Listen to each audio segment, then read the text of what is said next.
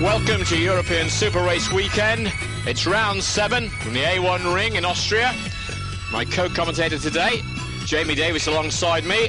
Ex-Formula 3000, very much a world sports car racer at the moment. We're in Austria, near the town of Spielberg. It's about 90 kilometres northwest of Graz and 190 kilometres southwest of Vienna. And it's going to be a very, very interesting GT qualifying shootout to come. We've got Formula Renault as well, their race. And we're with the European touring cars for their qualifying also in this programme. 2 sets of exciting qualifying, 1, we hope, very exciting race.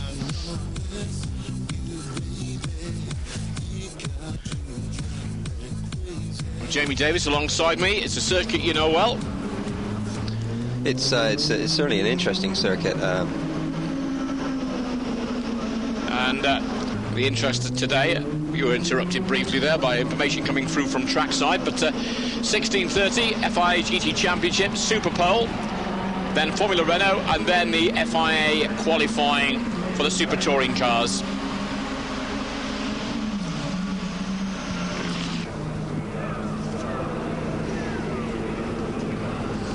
Jamie, that lets you in again. There's the circuit map. Quick talk around that, please. Yeah, sure. I mean, you know, it's basically this circuit is there's not much grip, so you have to be very careful really with the car. A lot of it in the setup just to get the right balance on the car, really. Well, there's a name, and that's a name that's won a championship. Bouchou, the Chrysler Viper from the French Team Labra competition, has won the 2001 FIA GT Championship title. It went on the 5th of August, winning the 24 hours of Spa-Francorchamps in Belgium. 4 races before the end of the season, he'd done it then. Bouchou and Jean-Philippe Belloc claimed the provisional crown, with Marc Duez, their 3rd teammate, moving up to 3rd place.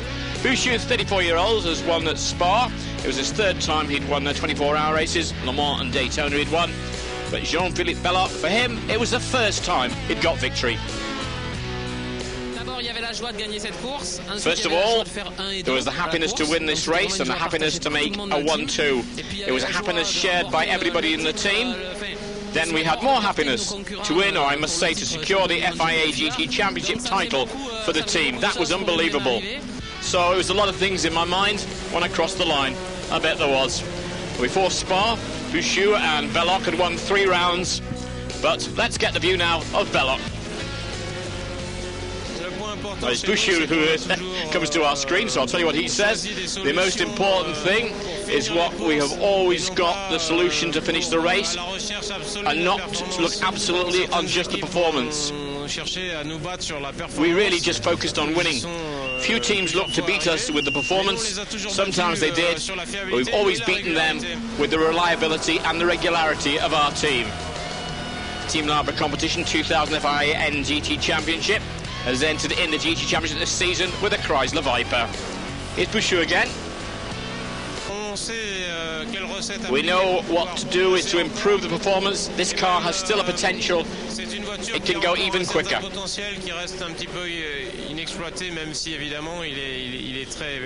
And we are going to try to do just that. 4 races to go before the season finish. This time both drivers are world champions, but if one of them is injured, well, they daren't risk anything going wrong. Here's Jean-Philippe Belloc again.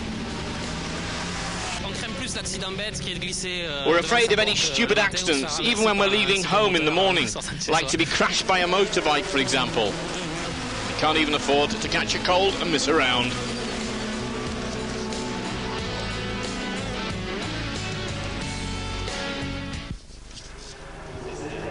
Lovely Austrian countryside around here, and there's going to be the roar of the engines very shortly in the shootout, and we'll have that right after these.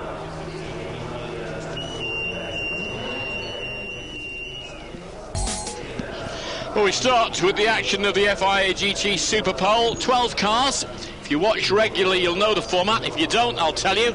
The 6 quickest GT and NGT cars, they're the ones that really go out in this. And it's only those cars that go out. The rest have done their qualifying. There you can see the GTN. That's not quite the full-out powered cars. And there, the youngster 19-year-old Bleekemolen Jürgen Bleekemolen with the Chrysler Viper was the quickest. That's the first time he's set the fastest qualifying time, but of course to determine the grid takes more than that, and we'll pick up on it in just a moment. On the format, an outlap. After the outlap, and this is von Gartzen. He was the 6th fastest of the NGT cars, all Porsche 993s. Fairly easy to get identification of these, Jamie. For sure. And they start first. So what's the make-up in your mind when you're going this? Warm the tyres up on the outlap and then go for it, obviously, in the middle one?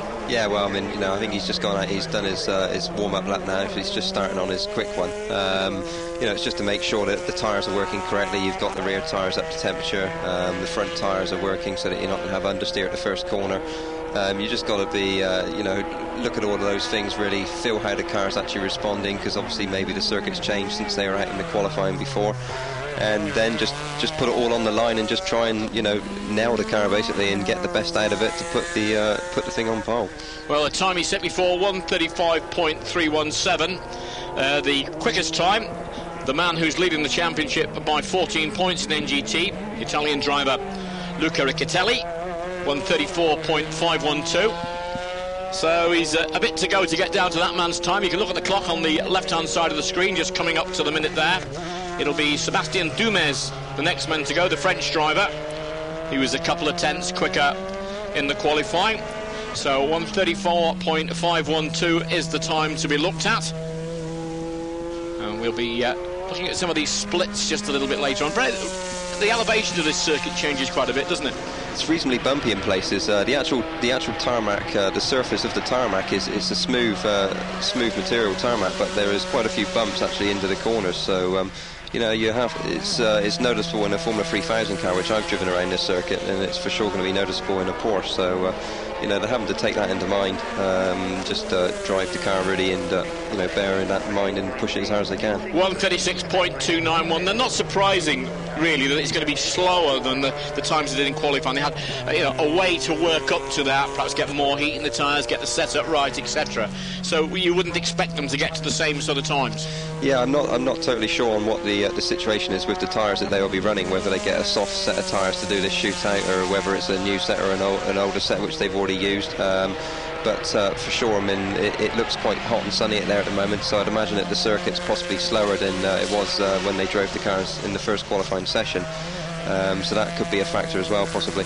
Well, Sébastien Dumez now on his outlap, first of all. As I said before, Porsche 993s, all of them. Just started the qualifying lap now, so he's going to be pushing fairly hard. I think once they've let the car that's going on its slowing down lap past, I think they then let the other one out to do the warm-up laps, and that means that they don't lose too much time. Yeah. Dumez, whose time was 2 tenths quicker almost, 35.178 than Jürgen von Gartzen, and almost an identical time. Ortelli had it by a few hundredths of a second, the man who was 4th quickest. By the way, Britain's Tim Sugden will be out in their car very shortly. They were 2nd fastest behind Riccatelli. And at the same stage, he's a little bit quicker, just a tenth on it on Gartzen there at that point of the circuit. Have to nominate the driver who will do the shootout. The nominations being Gartzen, Dumez, Ortelli, Peter, Sugden and Riccatelli. And a little later we'll see the likes of Bouchou, who's already sewn this championship with the Chrysler Viper, Sébastien Bleekemolen, Jamie Campbell-Walter, Julian Bailey, Ricard Rydell and Jürgen Bleekemolen, the 19-year-old Dutchman. And in the 2 practice sessions, the Lister Storms are going very well. 1st and 2nd free practice session, they were in 1st and 2nd, but they didn't get it right, and we'll have more on that on the views of Jamie Campbell-Walter very shortly, and we can have a look at what he had to say. Let's just see where this is going to end up. 1:36.291 to beat at the moment, and it's not as quick. 1:36.579. So Jürgen the German has at the moment moved past Sébastien the Frenchman and grabbed a couple of tenths of a second there. So at the moment, provisional pole with Jürgen von Gartzen, but all the quicker men, of course, still to come. And we're now with Stefan Ortelli Ortelli was pushing quite hard going into that corner there. You could just see the rear of the car just wanting to step out as he was entering into the corner. I think he must have been going in a little bit on the brakes. He probably realises also, well, he may not know the time of the last one, roughly what he's got to aim for. I mean, if you were out there now, Jamie Davis, would you be looking at a time that you thought might make the pole? Oh, for sure, you know. I mean, basically, it's out of these 6 guys now. They're on the track at almost the same time. So they've all got an equal chance to put it on the pole. So it's just a matter of going out there and pushing it as hard as you can and just making that perfect lap, really. Which in some ways is not easy to do, but you just got to make sure that you're quicker than the other 5 cars. Well, at the moment, it's about an identical time at the same point on the circuit. Stefan Ortelli really trying going into the left-hander there. Would that lose him just a little bit? He still made the apex, so it's possible that he could hold on to it. But yeah, he's actually quicker than the guy before. He's clearly trying, isn't he? He's a second up actually at that split then. And Stefan Ortelli really working very hard. So he could be in the low 36s or even in the 35s. Still slightly quicker? I reckon he's going to be a little bit quicker, yeah. We'll just see. Well, he's got to beat 1:36.291. Ran off a little bit then onto the pit straight, possibly lost him a tenth or so. Let's have a look. 1:36.291. He's lost it. Yeah, he did, yeah. Yeah, I think he 394. He goes in between the two of them, though. Well spotted to Jamie Davis there. Just losing a little bit, just coming onto the pit straight. And that means that at the moment he's on the front row. But here's Philip Peter, who 1:34.778. Now the front 3 in qualifying was separated only by 0.2 of a second, so we're getting amongst the quicker boys now. This is the Austrian. The time to beat 1:36.291. So from 6th he's gone at least to 4. Yeah, that's right. He's trying very hard, just running very wide on the exit there, but there's plenty of grip there still. You're able to get on the power and just carry that speed down the straight. The circuit's just all about very late braking, trying to carry as much minimum speed through the corners as you can, but making sure that you get clean exits as well, because it's just like 90-degree corners and then it's on to the next straight. So just have to try and brake late but keep the car moving to get a good exit. Well, these Porsche 993 is not only dominant in GTN, they're virtually the only thing in GTN, aren't they, at the moment? Right, that's the right. car to have. For sure, yeah.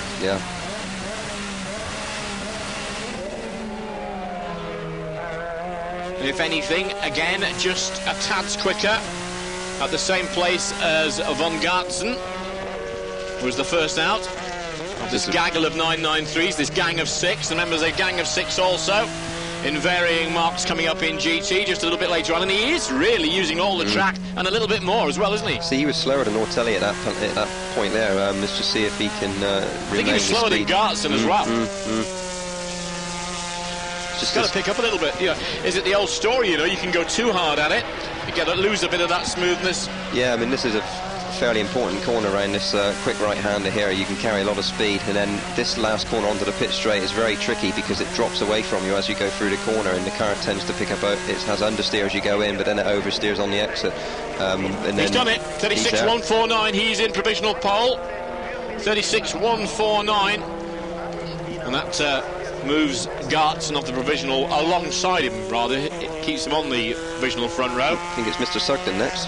Yes, Tim Sugden. Good West Yorkshireman from Bradford. And you don't come any more focused than them. He's a very busy man, is Mr. Tim Sugden. Running racing teams himself, running scholarships for aspiring racing drivers, racing in the British GT Championship. Very smooth through that corner then. Didn't use much of the curve on the exit. Yeah, it comes to being a racing instructor as well, doesn't it? On top of it all, you know, you've got to just teach everybody else to get it dead right. Alongside me, Jamie Davis. My name is Tony Delahunty. Standing in for Martin Haven. Martin will be back very shortly. But can Tim Sugden put this on the front row? Well, through that corner, he missed the apex a little bit there. Yeah, he went into it rather on the wrong line, came out of it rather on the wrong line as well. He was just carrying a little bit too much speed on the brakes going in, and realised that if he turned in there, he wasn't going to make it. He get a checkpoint on that one. 4-2. He's a couple of tenths nearly off the time of Peter the Poleman at the moment. He said Peter the Pieman then, but Peter the Poleman will do. I'm amazed at Stefan Ortelli that he lost all that time at the end, because he was on a 103.9 around that part of the circuit. Stephen O'Rourke will be the man who shares this car with Tim Sugden in the race. Almost 3 hours of that you'll have. Exciting racing, super racing weekend tomorrow. Don't forget we got a race coming up very shortly. He's there. No. European Formula Renault. No, 36.535. Now, my arithmetic tells me that puts him back at the moment. It does, yeah, he's just in front of Dumas. Yeah, just in front of Dumas, but behind Ortelli, behind Peter, obviously. So he could be back on the third row of the grid. Yeah. This is the man who leads the championship, Luca Riccatelli. We'll be watching with interest for his splits. Let's get your opinion of his style. Sugden started off, as you said, ever so smooth, but then certainly missed an apex in the Red Bull car. Looking to beat 136.149. I wonder if he'll just drop it for, that psychological drop just into the 35s, Always does that a little bit, doesn't it, when you just see somebody drop in. 35.999, so it sounds so much better than 36.000. That's right. A little quicker in there. Yeah, looked quite good there. So this is the last of the NGTs. We come to the GT cars very shortly. And this is the man who could challenge for pole. Oh, he's quick. He's quick. He's quick. He's going to put it down. If he carries on like that, inside the 36s, he'll be 135 point something. Just got to carry it around the last part of the circuit now. If he can just get it through these next two corners, then he's going to be there. Isn't it strange how when everything's going for you, you're leading the championship by 14 points, etc. That confidence builds, doesn't it? That's right. Just makes it that much easier. Looked like he carried quite a good bit of speed through that corner then. 36.149 to beat of Philip Peter. 35.733. And that is a declaration of intent. In fact, 4 tenths quicker. Yeah, he looked good through those last two corners as well. He's carrying a lot of speed and the car still looked quite smooth, so I think he pulled a little bit more out through there, definitely. Well, all the same mark of cars, all in NGT. Riccatelli, Peter and Van Gartsen, the fastest three.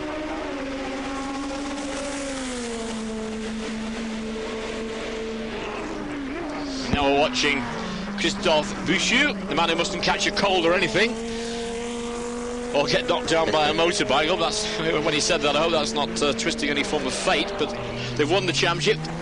They've won it by this round. Spa sealed it up for them at the 24-hour. What a lovely position to be in. Exactly, yeah. He's just got to be careful now, but sometimes, you're better to attack rather than to be careful, because when you're within the pack, then that's when you get into problems. It's probably better to be on the front row and just try and go. Well, at the moment he wouldn't be. He'd be, if the qualifying stood for how the grid would be, rather than the system of sort of a Group A and Group B grid, where it's the top 6 in either that have the shootout, he would have been on the third row. That's right. Do you think that might be both he and his co-driver both saying, well, we're just going to take it a little bit easier? Yeah, but when you're a race driver and you're on the track, even when you're pushing over the 100% limit, you're going to miss the corner maybe by 1 or 2 feet, but to actually put it off into the gravel, then you're going to have to be trying exceptionally hard to do that. So they're not going to be pushing that hard, but as long as they keep it on the track, I think they can still be fairly quick and get it near the front. Well, let's have a look at his times. But the only comparison, of course, we can make at the moment is with Luca Riccatelli, and it's unfair he's comparing with the Italian, because that's an NGT car. And we'll get the difference in the gap between the two. 31.414. 131.414. So that's our benchmark, with 5 more to go.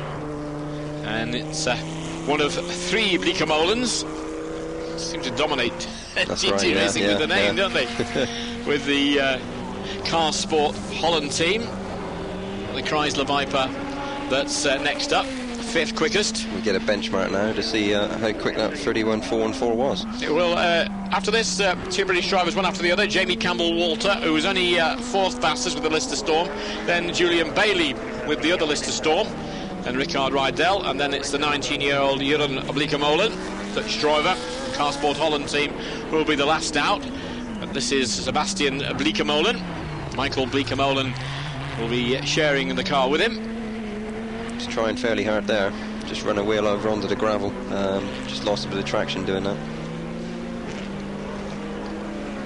Fair difference between the GT cars and the NGT cars. It's interesting, you know, the way that they decide this grid, an A and a B, because I'm looking a bit further down there, and David Tellien, I don't think that they've qualified too well in NGT. They're way down the field. And Pescatori, you'd have expected them to go quicker than that with the Ferrari 360 Modena. But on to yours, Ricard Rydell. You've done a bit with him, haven't you, at one stage? Yeah, I've been when I was test driving the Volvo touring car in '96 for a little while, and Ricard was one of the race drivers then. So you know, I came across Ricard. Nice guy, very quick. He's with Cox when they go out. And let's just have a look at whether 31.414, set by now the man already champion Bouchou, can be beaten here. No, it can't. 10th off. 31.520, 131.520. Here again, the second man, who theoretically that's a reversal between Bouchou and Bleekemolen. That's right. And the provisional pole, at least for the moment, goes to the man who would be champion. That's right. See how the Lister Storm goes. Jamie Campbell-Walter. Have you ever raced? You will have raced against Jamie, one or two things, will you not? Only many years ago, back in kart racing. Who won? We'll go into that one another time. Are you being sort of modest? I'm not sure. Well, he's a big lad, isn't he? I'm not sure maybe how long. Possibly. He carried more weight than you. Possibly. Because his real transformation came after single-seaters with Hawthorne Motorsport in TVR. Yeah. He sort of blitzed everybody and still can whenever he cares to jump into a TVR again. Let's see whether he can blitz the likes of Bouchou and Bleekemolen. This is Campbell-Walter. If you've just joined us, where have you been? Lots of action this afternoon, including the European Formula Renault race, which with two guys in qualifying split by hundredths of a second could prove to be a pretty dramatic one. Looked quite nice through that corner just a minute ago, through the right-hand corner. Looked much more smooth than the Bleekeman before. But slower than him. Yes. But by such a small amount, Jamie, that one would not doubt. One would not have doubted your expertise. I think he got a better exit then. Okay, we'll forgive you for that. So, time to beat. Time set by Christophe Bouchou with the Chrysler Viper. First of the Lister Storms, Jamie Campbell-Walter out. Second quickest. 31.414 to beat. And that is, well, he wasn't a million miles away, but 31.476. Well, that, you know, he's still quicker than Bleekemolen. Very close so far. It's going to make an interesting race. Julian Bailey, I understood you sat next to on a plane coming back from Le Mans in recent times. Convivial conversation? Not much, no. He slept most of the way, actually. Did he? Yeah. He wasn't too happy, I think he had a bit of a headache. He's had a very interesting Le Mans, as had you. Yes, yeah. With Panos? Yeah, I mean, Panos, you know, it was great to go back with the team again after racing with them in '98. But unfortunately, it just wasn't reliable enough to make the 24 hours. And this is Julian Bailey. We still have Ricard Rydell, Jeroen Bleekemolen to come. And can the number 2 Lister Storm car, can he get closer to the pace than Jamie Campbell-Walter could? They were first and second fastest in the second free practice session. Just looking at, I think, some notes coming up from the press conference down below, that from Jamie Campbell-Walter. And I can tell you that Jamie Davis is looking at the notes we've got of what he said before this. There's the time of Bouchou, and he's distinctly off the pace of Bouchou at the moment. Yeah, he is, yeah. Now, whether Bouchou was keeping his powder dry in qualifying, and whether the man who is champion-elect already was just sort of sandbagging a little bit. Very Thought, possible. I'll wait until the shootout, Very you know, possible. make it all work there. That's I don't right. know. But at the moment, Julian Bailey not encroaching on his time. Like I said earlier, you know, I mean, as Boucher knew, as long as he was in the top 6 on the first part of the qualifying, then 31.350. That's well, that's faster. That's faster than Boucher. pulled it out of the bag on the last part of the He pulled it out circuit. the last couple of corners, didn't Yeah, he? definitely, yeah. Don't know what he's found now. Well, I'll tell you what he has found. He's found a little bit on Boucher. So Julian Bailey in provisional pole, and now the ProDrive Ferrari. Dave Richards said they're hoping this is going to very much become a customer's car. Rickard Rydell ain't a customer, but what can he do? 29.580. He was a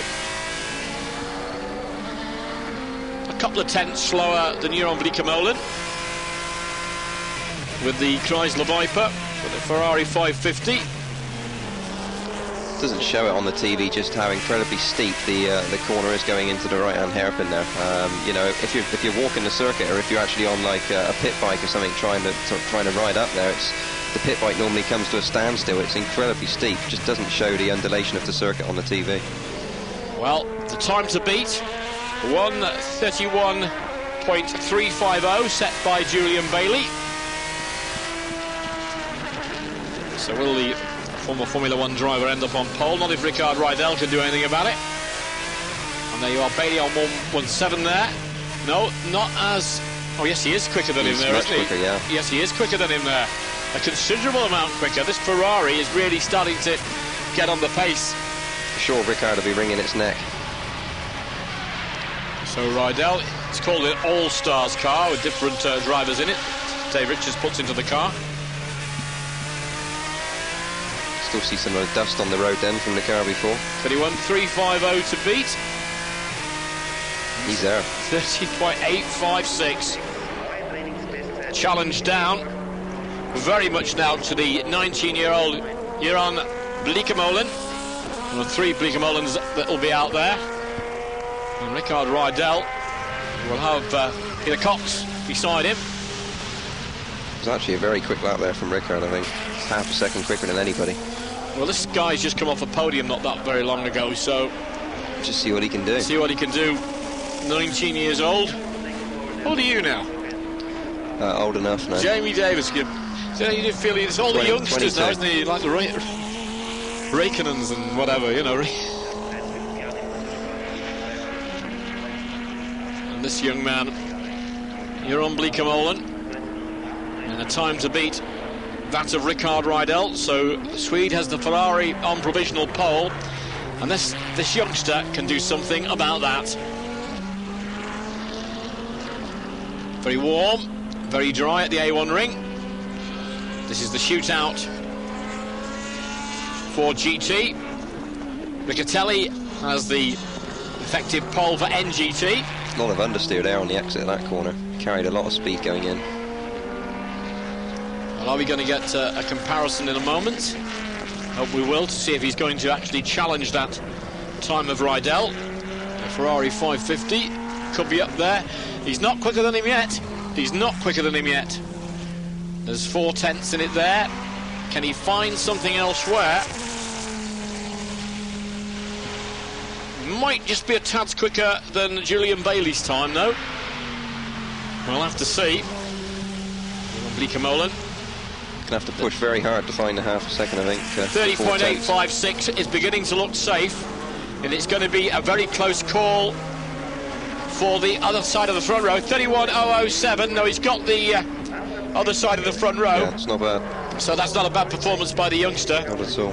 But stunning stuff from the Ferrari 550 with Rickard Rydell in the seat. We should very shortly be able to hear from Rickard Rydell. So that's how it stands. The Ferrari at the top. Bleekemolen, Bailey, Boucher, Campbell-Walter back in 5th, and Sebastian Bleekemolen the 6th quickest. So the 2 Lister Storms are in 3rd and 5th. And Riccatelli is the man who tops the pile for the GTN.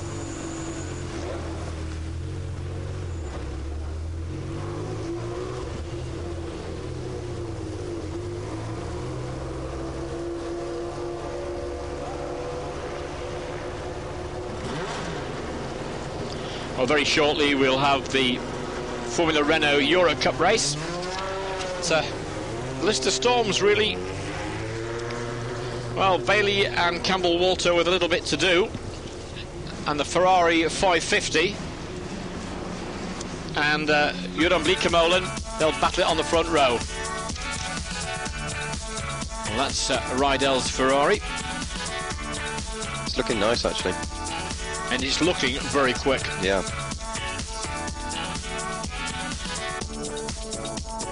It's very much in this race where there's two drivers, the importance being that both can get onto the pace, isn't it? For sure, yeah. Oh, yeah. And, you know, it's going to make an interesting race tomorrow, for sure. Well, the guy who's going to be joining Ricard Rydell, Coxey, he's a quick enough boy himself. And I'm sure that Dave Richards at ProDrive will be absolutely delighted with pole position. Well, we hope to be talking to Ricard Rydell, who will partner Peter Cox very, very shortly. And that number 15 Ferrari back into the paddock. Ferrari 550 Maranello.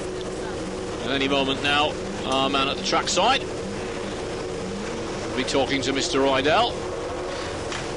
Congratulations immediately. Job well done. Put it where we wanted it. Word from Peter Cox. Be seeing him in action in touring cars as well. A very competent pairing there.